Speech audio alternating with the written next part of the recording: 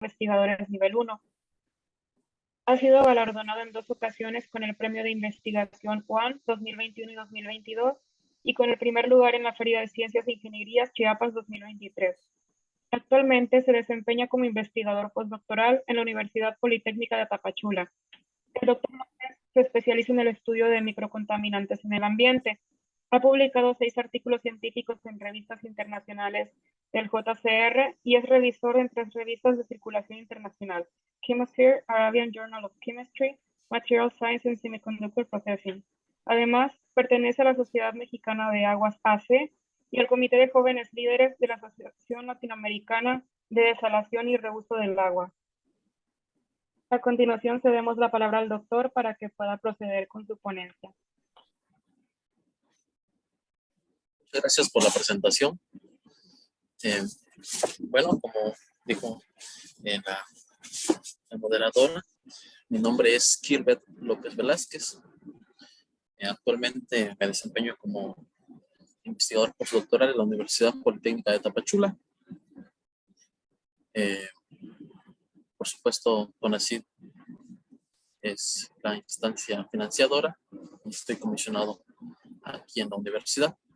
Es para mí un honor y un gusto también platicarles acerca de mi proyecto de investigación, de las cosas en las que yo laboro, en las que yo trabajo, en las que me he puesto también especialista. Y bueno, esperando que sea de su agrado esta plática, permítanme comentarles previo a ello, ponerlos un poco en contexto. Como bien les comentaba, actualmente estoy laborando en la Universidad Politécnica de Tapachula. Este centro educativo pertenece al sistema de universidades politécnicas y tecnológicas, de las cuales hay un poco más de 169 distribuidas a lo largo y ancho del territorio mexicano. En el mapa ustedes pueden observar remarcado el estado de Chiapas, y en el estado de Chiapas hay tres instituciones hermanas. Entre ellas está la Universidad Politécnica de Chiapas, la Universidad Tecnológica de la Selva y la Universidad Politécnica de Tapachula, de la cual ustedes pueden ver una fotografía del lado derecho. Estas son las instituciones de la universidad donde estamos trabajando. Y bueno, también tengo el gusto de presentarles a nuestro equipo de trabajo. Colaboramos aquí con la Dirección de Investigación y Postgrado, siendo a su izquierda el profesor Edwin Joil Canul, director de la Dirección de Investigación y Postgrado. A su derecha el doctor José Luis Cabellos, y yo, mi persona con la playera verde, y 2 de los alumnos que nos apoyan y que trabajan con nosotros, alumnos destacados en el área de las ciencias. Y bueno, los presento previamente porque pues, la ciencia es el camino a la ciencia es tiene bastantes ramas, bastantes caminitos en los cuales algún día quizá nos podamos topar, y qué mejor que nos conozcamos al menos de vista, al menos por fotografía, y en algún momento pues, recordarnos que en algún momento coincidimos en una plática. Bueno, ahora entrando en el tema que nos compete,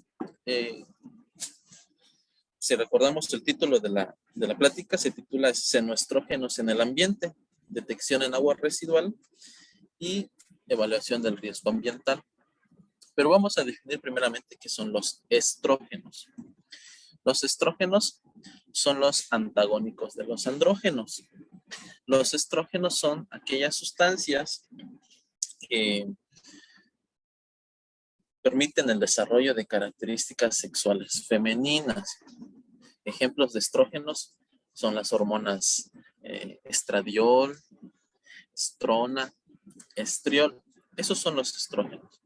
Por el contrario, los andrógenos, la hormona más característica es la testosterona para los hombres. Los estrógenos permiten el desarrollo de características sexuales femeninas, mientras que los andrógenos permiten el desarrollo de características sexuales masculinas, como una voz gruesa. Los estrógenos también los producimos los hombres, también está en el cuerpo humano, solamente que se producen en menor cantidad, así como también las féminas producen andrógenos como testosterona, pero en mínimas cantidades. Bueno, entonces recordemos ahora, tenemos en cuenta que los estrógenos son las hormonas responsables del desarrollo de características sexuales femeninas. Y los senoestrógenos son aquellas sustancias o mezcla de sustancias que son ajenas al cuerpo humano, aquellas sustancias que son sintéticas, que no pertenecen al organismo, sino que vienen del exterior, por ello el prefijo seno, que son ajenas, son externas. Estas sustancias externas que tienen también actividad estrogénica, que pueden alterar el funcionamiento de los órganos, aquellos que producen hormonas para el correcto funcionamiento del organismo. A este conjunto de órganos se le conoce como el sistema endocrino. Entonces, a los senoestrógenos también se les llama disruptores endocrinos o moduladores endocrinos. Tienen esta facultad de causar efectos adversos sobre los organismos expuestos, ya sean organismos terrestres, organismos acuáticos, incluso sobre la salud humana. Les hablaré acerca de algunos efectos adversos que estas sustancias pueden provocar sobre los organismos acuáticos, como son los peces y crustáceos. Entre estos daños adversos se encuentra daño testicular, atrofia gonadal, pueden provocar esterilidad, pueden provocar, por supuesto, toxicidad crónica o aguda y conllevar a un proceso de feminización. Incluso estos efectos adversos se manifiestan en concentraciones muy pequeñas, en concentraciones en el orden de nanogramos por litro. Y es justamente en esas concentraciones en que las que se ha detectado estas sustancias en cuerpos de agua superficial como ríos, lagos, arroyos y por supuesto en los sistemas de tratamiento de aguas residuales. Ejemplos de estas sustancias que tienen actividad estrogénica y se les conoce como senoestrógenos son las hormonas sexuales como estradiol, etinilestradiol, bisfenol A y surfactantes como el nonilfenol y 4-teroctilfenol. En esta diapositiva, un poquito más de detalles acerca de estas sustancias. El estradiol es la hormona natural que lo producen tanto hombres como mujeres. Pero el etinilestradiol es su análogo sintético. El etinilestradiol fue sintetizado en laboratorio y se diferencia de la hormona sexual natural porque a este se le añadió un grupo etinilo, el cual lo hace resistente a la biodegradación. Entonces, como ahora es resistente a la biodegradación, pues se potencializa su efecto estrogénico en el organismo humano.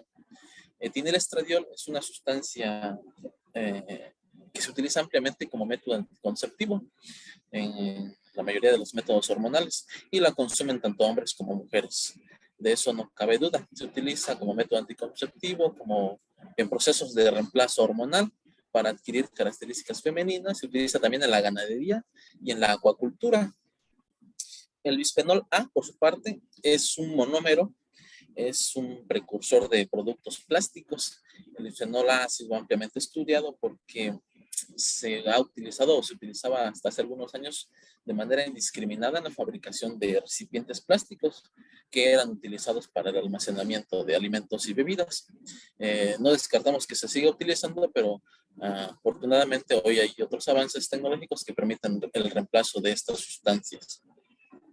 Y por su parte, los surfactantes como el 4-nonilfenol y el 4-teroctilfenol, pues son los productos finales de la descomposición de los detergentes, de los productos de limpieza. Son compuestos fenólicos que pueden asimilar o pueden mimetizar las funciones de las hormonas sexuales naturales por su parecido o su semejanza estructural con las hormonas sexuales. Bueno, y entonces, pues en sus efectos adversos se encuentran los que ya les mencionaba previamente, al menos en los organismos humanos. Efectos adversos en los seres humanos, al menos en los seres acuáticos se ha reportado estos estudios.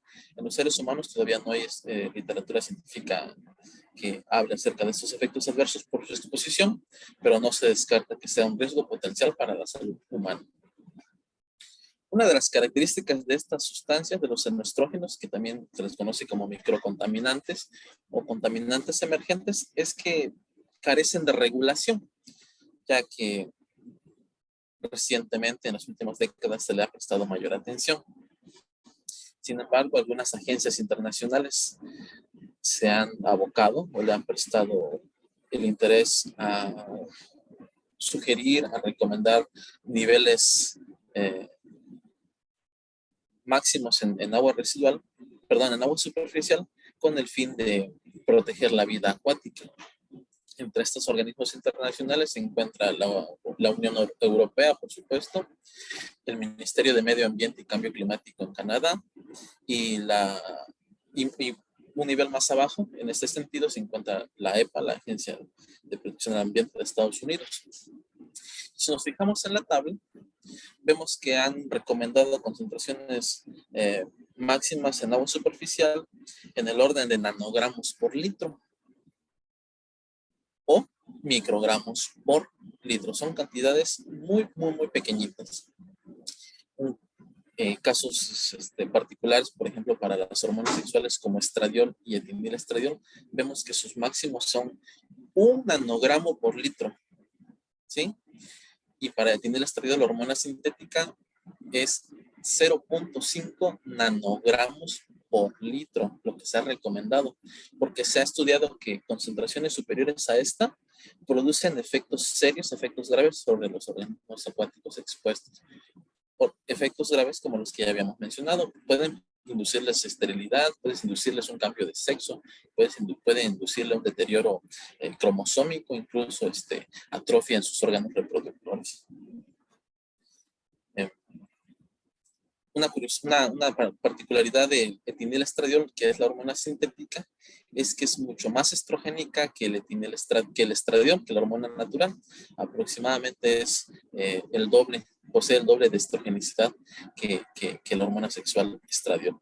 Y al hablar de estrogenicidad, es la capacidad de estas sustancias para estimular a las células a la producción de proteínas que darán lugar posteriormente a la generación de características sexuales femeninas. Con esta imagen de la diapositiva número 8, con esta ilustración, mi objetivo es ilustrarles el recorrido por el cual estas sustancias llegan a los cuerpos de agua, llegan a los seres acuáticos, a los seres terrestres, y también pueden llegar y afectar a los seres humanos. Por supuesto, son sustancias que proceden de las actividades antropogénicas, de las actividades domésticas, de las actividades hospitalarias, de las actividades farmacéuticas e industriales. Y pueden estar contenidos en distintos productos, como productos plásticos, en productos farmacéuticos, en agroquímicos, en productos de limpieza, en productos de aseo e higiene personal. Y pues nosotros los humanos podemos estar directamente en contacto con estas sustancias.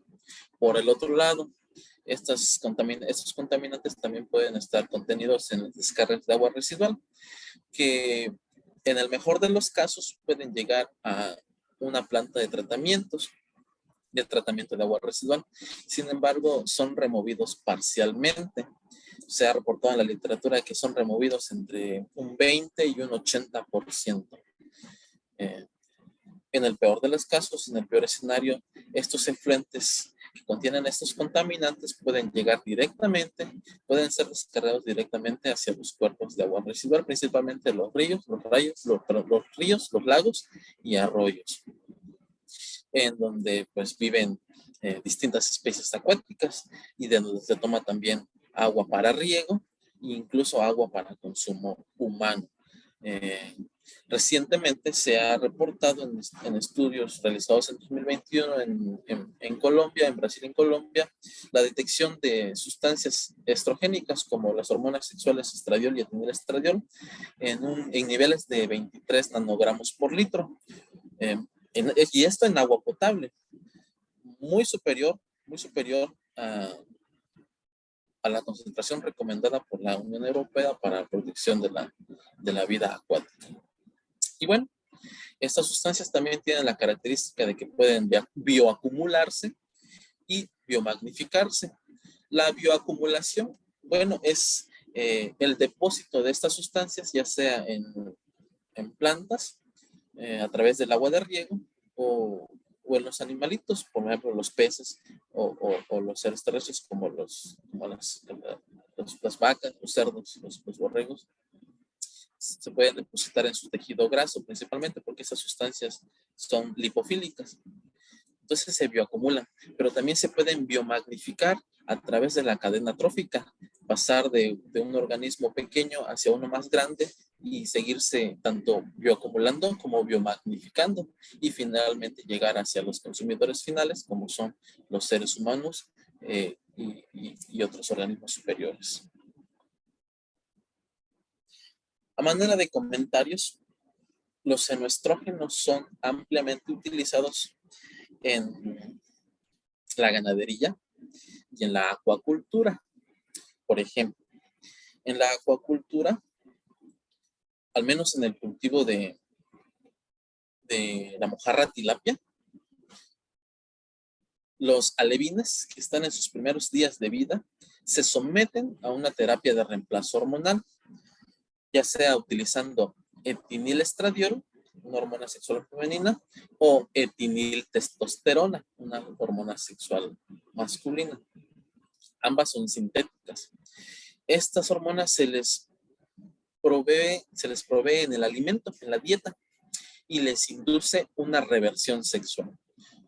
Si eran alevines masculinos y se sometieron a una reversión sexual, adquieren características femeninas, se atrofian sus órganos sexuales, pierden el interés reproductivo, incluso cambian su comportamiento. ¿Y con qué fin se hace esto? Con el fin de tener mayor eficiencia en el cultivo.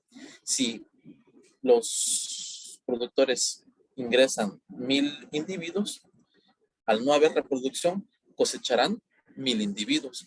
Una reproducción entre estos organismos requiere mayor consumo de nutrientes, mayor consumo de alimento, incluso una densidad alta de población en los estanques de producción, pues deteriorará su potencial de crecimiento de estos organismos. Por ello lo emplean. Alegan que no, pero yo lo pondría en tela de juicio, porque estas sustancias sintéticas son altamente resistentes a la biodegradación y se acumulan en músculo y en tejido graso principalmente. Entonces es un área de investigación analizar o hacer un estudio de qué tanto estamos expuestos nosotros como consumidores a estas sustancias y posteriormente ver si estamos en un riesgo de salud, para la salud humana. Además, en la ganadería también se utilizan estas sustancias para proveerles a los organismos productores de leche y de carne características sexuales, entre ellas mayor volumen mayor volumen en grasa, en carne y mayor producción de leche. Recordemos que estos procesos están regulados esto está regulado por procesos hormonales y al potenciar o al suministrar hormonas externas, pues se modula esos sistemas hormonales para acelerar una producción. Son prácticas que se realizan, pero poco se sabe acerca de ello. Incluso en el año 96, Zagarpa había recomendado una norma mexicana que contenía los límites máximos de estas sustancias en carne ovina, carne vacuna y carne porcina. Sin embargo, de acuerdo a mis investigaciones, en 2013 fue cancelada esta norma y hoy carecemos de reglamentación que que estudie estos niveles de contaminantes en la carne y en la leche que consumimos. Esto fue un comentario para irnos adentrando a la problemática ambiental que constituye estas sustancias en el ambiente. Esta pregunta en la diapositiva 10 es, creo yo, hasta un tanto retórica. ¿Es importante el estudio de los xenoestrógenos en el ambiente? Creo que sí es importante. La respuesta sería sí es importante, porque pertenecemos a un planeta en el cual estamos todos en riesgo, desde los seres más pequeños hasta los seres humanos. Pertenecemos todos a un ambiente, y por supuesto que cualquier deterioro en alguno de los apartados de este planeta pues afectará inevitablemente a uno o a otro. En este sentido, en el estudio de xenoestrógenos en el ambiente, les presento una breve recopilación en el territorio nacional acerca de estudios realizados para la determinación de xenoestrógenos, principalmente en agua superficial, como son ríos, y en efluentes de las plantas de tratamiento de agua residual. Si prestamos atención en el mapa, la mayoría de estos estudios se han realizado en el centro del país, en Jalisco, en el estado de Jalisco, en la parte norte, y un estudio ahí en el sureste mexicano, en el estado de Chiapas, y en Nuevo León. En Nuevo León contribuimos con 2 estudios para el análisis y determinación de estas sustancias en los efluentes de agua de tratamiento, en los efluentes de las plantas de tratamiento de agua residual. Sin embargo, hay mucho que estudiar, mucho que explorar, por supuesto con el objetivo de contribuir con información científica, veraz, confiable, de la problemática que está sucediendo y que es inevitable hoy en día. La acumulación de sustancias peligrosas en el medio ambiente. Sin embargo, tiene una limitante, ya que requiere de equipo especializado, de equipo que no está disponible para la mayoría de las universidades o de los centros de investigación. Equipo, por ejemplo, un cromatógrafo de líquidos, en particular acoplado a espectrometría de masas, o un cromatógrafo de gases acoplado a un espectrómetro de masas.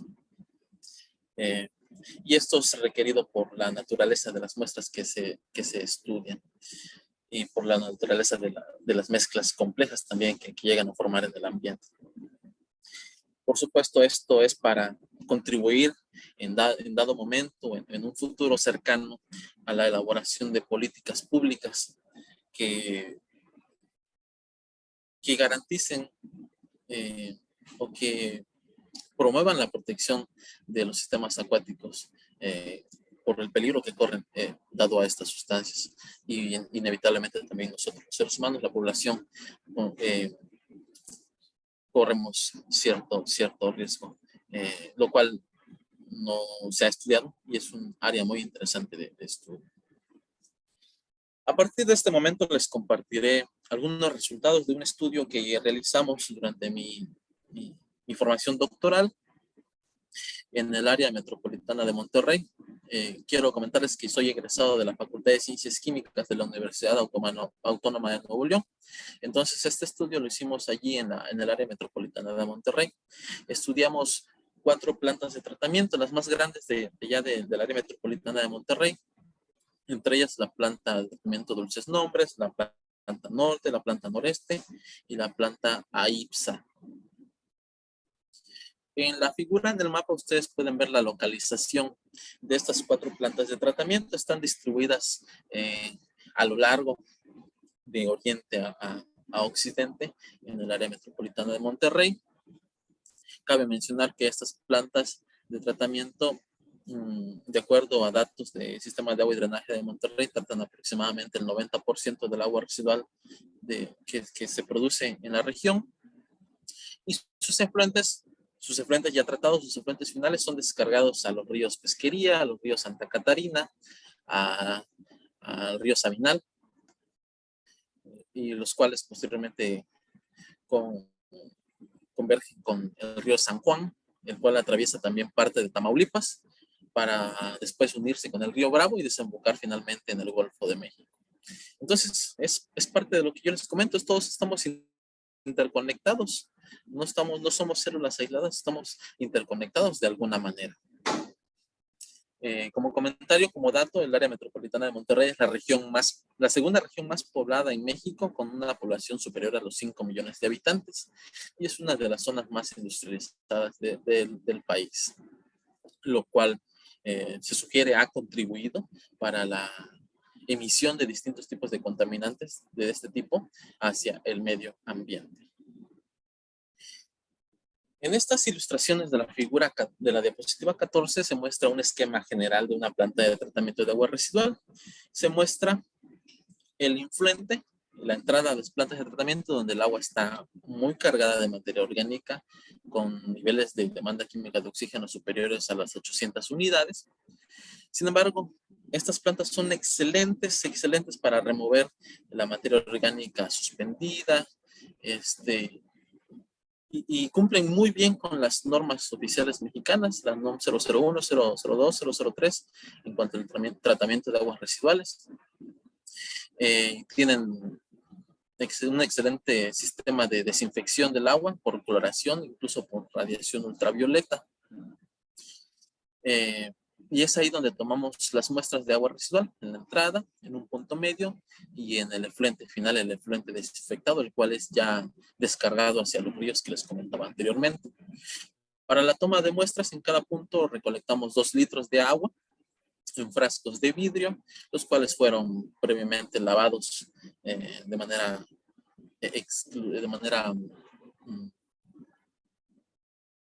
intensa, de una manera muy intensa, o fueron lavados con solventes y sonicados incluso para limpiarlos completamente.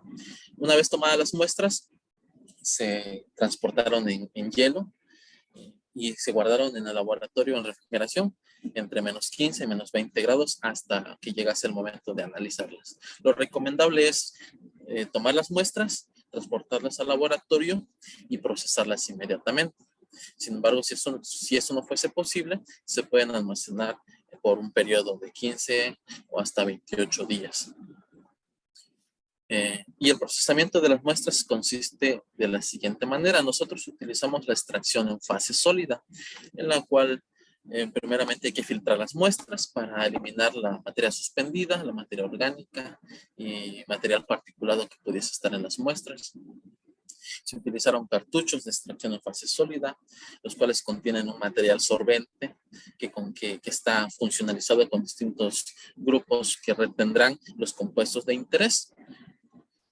Posteriormente, una vez extraído estas sustancias, estos contaminantes de la matriz acuosa, se concentran mediante rotavapor hasta un volumen final de 1 mililitro. Se secan posteriormente para proceder a una etapa de derivatización. El proceso de derivatización consiste en adicionarle grupos funcionales a las moléculas de interés, disminuir su polaridad y aumentar su volatilidad para ser analizados posteriormente mediante un cromatógrafo de gases acoplado a espectrometría de masas. Posteriormente, después de la derivatización, se llevan nuevamente a sequedad estas muestras. Se utilizan nitrógeno de alta pureza y una vez secas estas muestras ya derivatizadas, se resuspenden con un estándar interno, el cual se utiliza como un mecanismo de control de calidad, un mecanismo de corrección de cualquier interferencia durante la inyección en el equipo. Al final de 1 litro de muestra que analizamos, se concentra hasta un volumen final de 100 microlitros, un factor de concentración de 10.000 X. A ese nivel ya es posible detectar los contaminantes de interés. Estos análisis se realizaron, como les comenté anteriormente, en un cromatógrafo de gases acoplado a espectrómetro de masas. Lo hicimos en colaboración con el Centro de Investigaciones Químicas de la Universidad Autónoma del Estado de Morelos. Aquí es donde hicimos estos análisis. Las muestras se transportaron hasta aquel lugar. En la figura que ustedes tienen en su inferior izquierda, se muestran 2 cromatogramas. El cromatograma superior corresponde a una mezcla de estándares. cromatograma limpio, muy bien definido. Sin embargo, en la parte inferior se muestra un cromatograma que corresponde a una muestra real, una muestra de las que recolectamos ya procesada. Una ventaja, o la mayor ventaja del cromatógrafo gases masas es la capacidad que tiene para discriminar entre uno y otro contaminante a través de la extracción a través del análisis de su espectro de masas.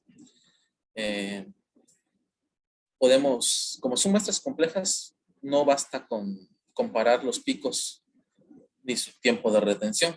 Incluso ni siquiera bastaría comparándolo con algún estándar.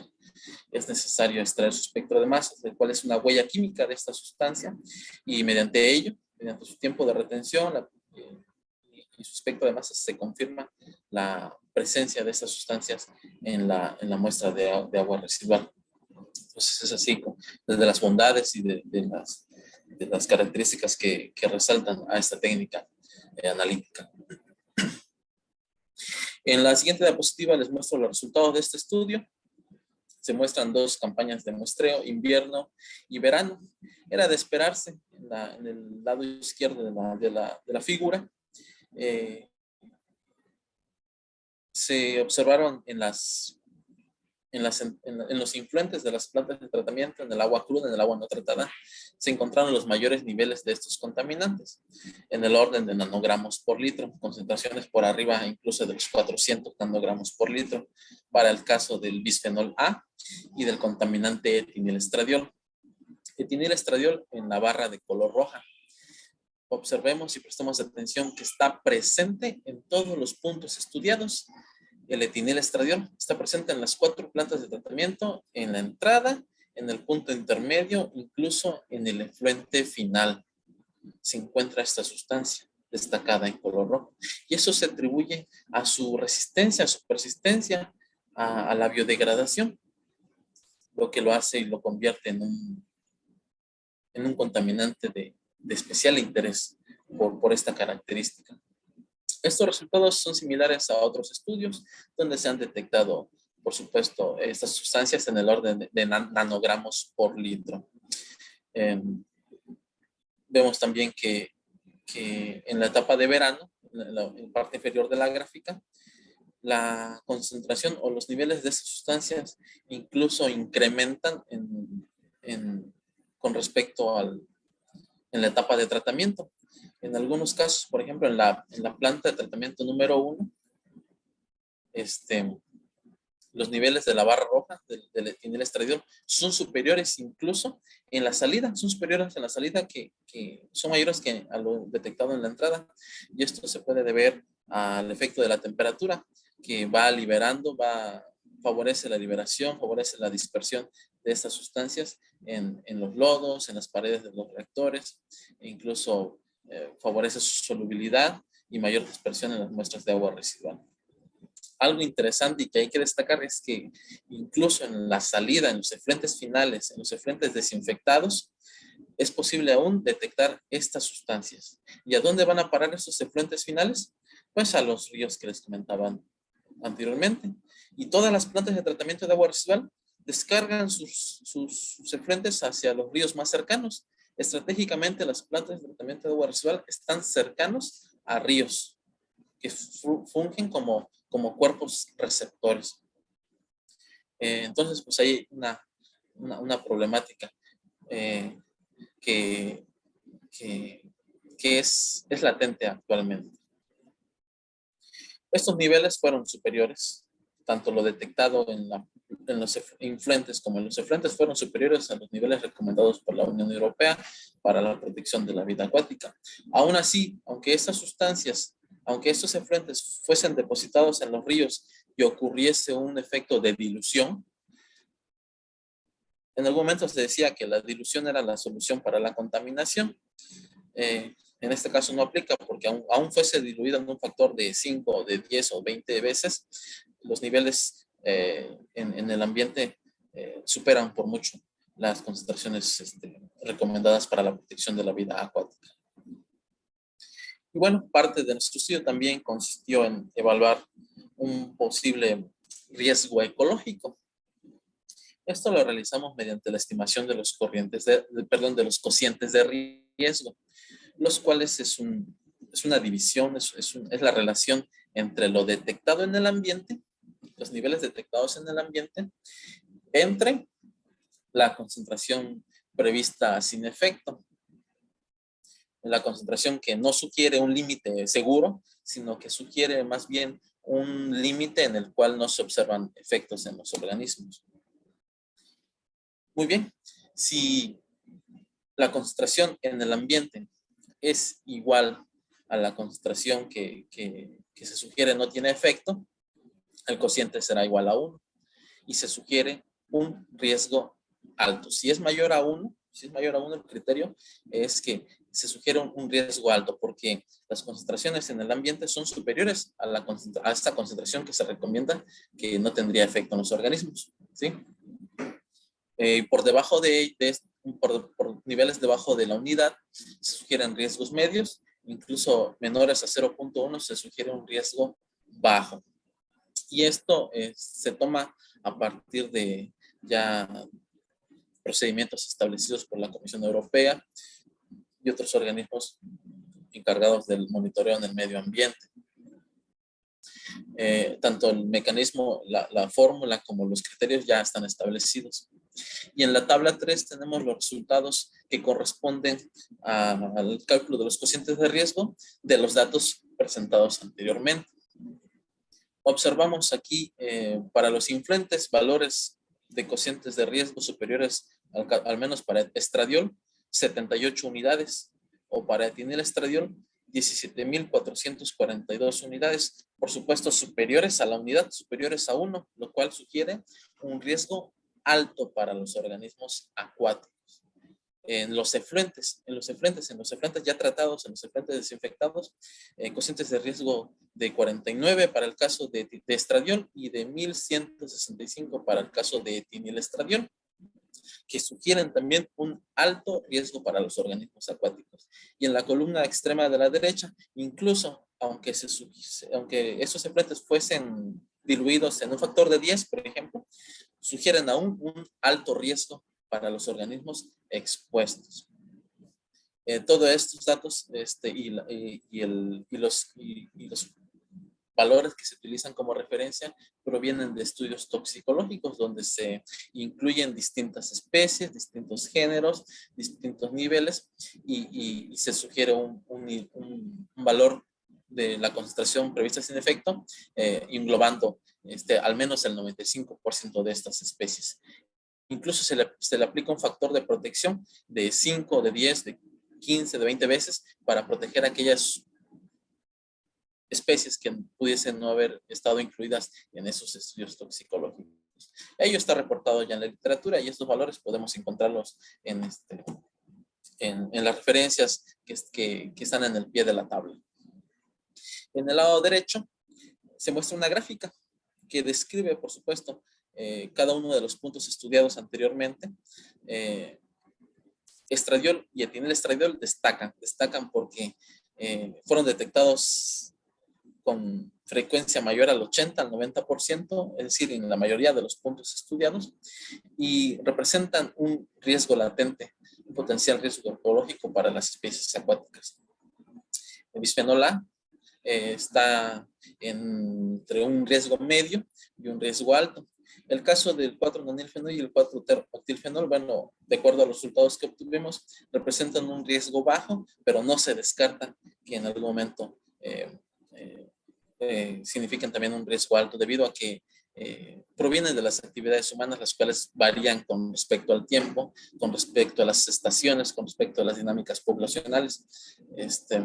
Y bueno, esto es algo bastante dinámico.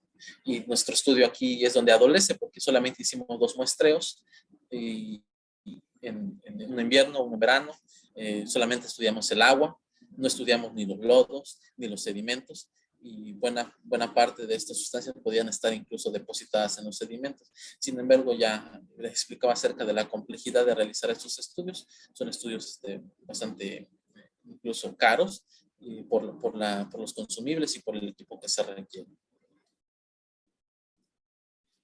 En las conclusiones, Bueno, permítame regresar. Aún algunos otros autores como Jan y colaboradores también coinciden con nuestro estudio que estas sustancias como el etilenoestradioles se consideran potencialmente peligrosas para los organismos acuáticos y los organismos acuáticos en cuestión podrían estar desarrollando o podrían estar padeciendo algunos cambios en su sistema endocrino debido a la exposición crónica a estas sustancias. Las conclusiones de este trabajo son las siguientes. Estos xenoestrógenos estudiados queda claro que no son eliminados completamente de las plantas de tratamiento del agua residual en el área metropolitana de Monterrey y en la mayoría de las plantas de tratamiento de agua residual. Etinilestradiol y estradiol, los límites detectados en las plantas de tratamiento sobrepasan por mucho los límites recomendados por agencias internacionales para la protección de la vida acuática y los efluentes, en particular los contaminantes contenidos en los efluentes de las plantas de tratamiento, como son estradiol y etinilestradiol, pues representan un potencial riesgo para las especies acuáticas que están expuestas. Y es necesario prestar mayor atención a esos contaminantes en el ambiente para la protección de la vida acuática y también para la protección de la salud de la vida y de la vida humana. Si estuviesen, bueno, les invito a conocer más detalles acerca de estos estudios.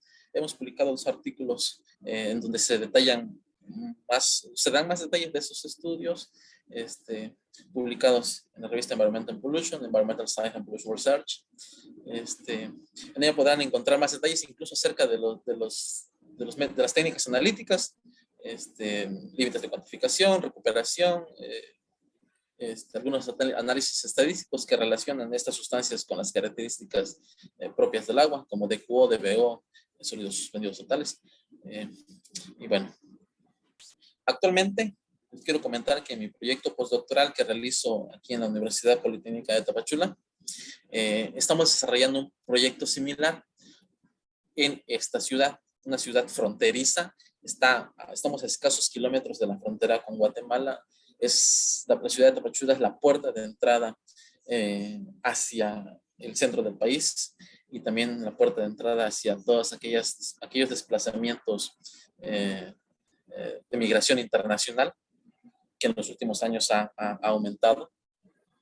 Bueno, todo ello tiene un efecto innegable sobre el ambiente, sobre los recursos acuáticos, como lo podemos ver en las figuras que son imágenes tomadas por su servidor en uno de los ríos que estamos estudiando y en donde queremos detectar una mezcla de contaminantes. Ya no van a ser solo 5, van a ser una mezcla de al menos 10, al menos 12 contaminantes. Incluso eso es poco porque el pool, el conjunto de contaminantes que están en estas muestras sería incuantificable.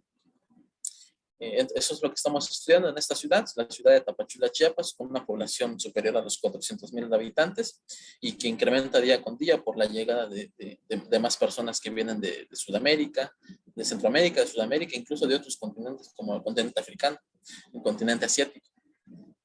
Y bueno, me encantará más adelante compartir los resultados de este estudio. La importancia de este trabajo es proveer de información. Recordemos, somos distintos grupos de investigación a lo largo y ancho del planeta. Algunos estudiamos estos procesos, la contaminación del ambiente, algunos estudian procesos tecnológicos para su eliminación del ambiente, del agua, del aire. Y bueno, al final, nuestro objetivo será, como civilización humana, hacer frente a esta problemática tan grave como lo es la contaminación. Les presento las referencias utilizadas durante la elaboración de esta presentación. Y por supuesto, no pueden faltar nunca los agradecimientos a los involucrados en este estudio, a la Universidad Autónoma de Nuevo León, a la Universidad Politécnica de Tapachula por la oportunidad de estar aquí, a CONACYT que ha sufragado los gastos, ¿no?, mediante las becas de estudio, mediante el financiamiento postdoctoral, a la Universidad Autónoma del Estado de Morelos por el acceso a las instalaciones del Centro de Investigaciones Químicas y por supuesto a Servicios de Agua y Drenaje de Monterrey por todas las facilidades prestadas para la realización de este estudio. No me queda más que agradecerles también a ustedes su atención. Quedo atento a sus preguntas, a sus comentarios.